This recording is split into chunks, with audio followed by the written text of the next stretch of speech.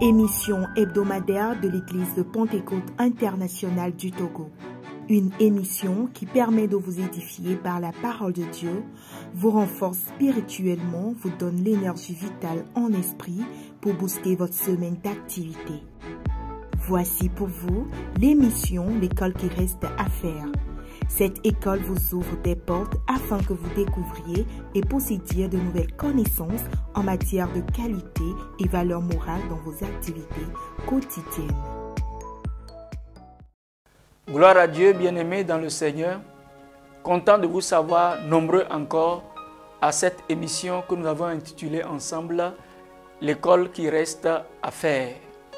La semaine dernière, nous avions parlé de l'école qui reste à faire et nous avions valorisé la qualité morale qui concernait l'humilité.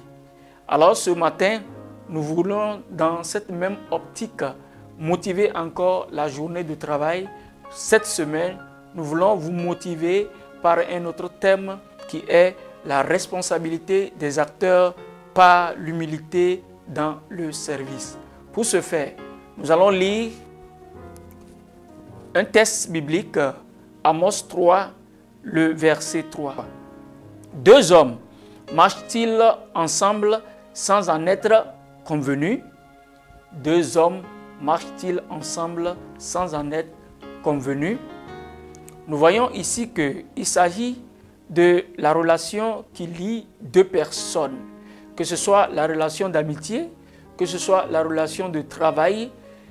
Le texte interpelle les uns les autres pour que cette relation soit basée sur ce qui lie deux personnes.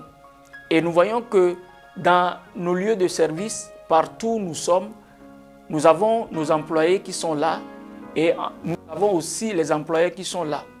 Et chacun est lié vis-à-vis de l'autre par un contrat de ce que nous pouvons appeler un contrat de service. L'employé est lié à l'employeur par un contrat de service. Et l'employeur est également lié à son employé par un contrat de service. Et quand chacun respecte les clauses de ce contrat, il y a le bon vivre dans le milieu de travail. Et c'est pour cela que ce texte nous permet, par l'humilité, pour que chacun de nous, nous puissions respecter ce sur quoi nous nous sommes convenus avant de démarrer nos entreprises ou nos activités.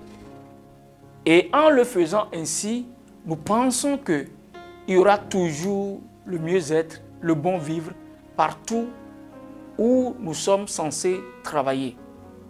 Alors, Jésus-Christ même, dans Jean, le chapitre 13, un jour, il était avec ses disciples et connaissant ce qui était bien à faire à un moment T, la Bible dit que Jésus-Christ s'est levé de table et il a noué son rein avec un linge et il a commencé par laver les pieds de ses disciples.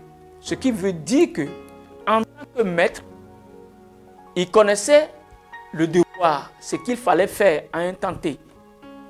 Et aux disciples aussi de savoir ce qu'il fallait faire. Donc, chacun de nous, dans nos rapports d'activité, nous devons savoir. Nous venons de démarrer une semaine. Qu'est-ce que je suis censé faire dans mon service en tant qu'employeur? Et toi, employé, qu'est-ce que tu es censé faire vis-à-vis de ton employeur? Alors, c'est ce respect de la responsabilité mutuelle vis-à-vis des uns des autres qui nous permet le bon vivre ensemble. Que le Seigneur vous bénisse ce matin. Nous interpellons la conscience, nous interpellons le bon sens de chacun de nous pour que nous fassions ce que nous devons faire. Parce qu'il a été dit que là où ta liberté s'arrête, commence la liberté de l'autre. Que le Seigneur vous bénisse. Nous allons prier avec vous tout en espérant que vous serez encore branchés avec nous dans la prochaine séance qui vous sera donnée par cette même émission, l'école qui reste à faire. Nous allons prier. Tendre Père, nous voulons nous recommander encore cette semaine, ce début de semaine, Seigneur.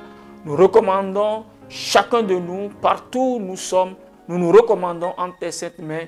Nous avons besoin, Seigneur, que nous puissions, Papa, reconnaître nos devoirs, reconnaître nos droits vis-à-vis des uns des autres, afin que le bon vivre ensemble dans nos communautés puisse aller bien sous la houlette de ton esprit.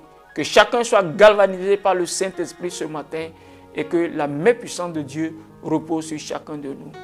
Soyez bénis dans le nom puissant de Jésus. Amen.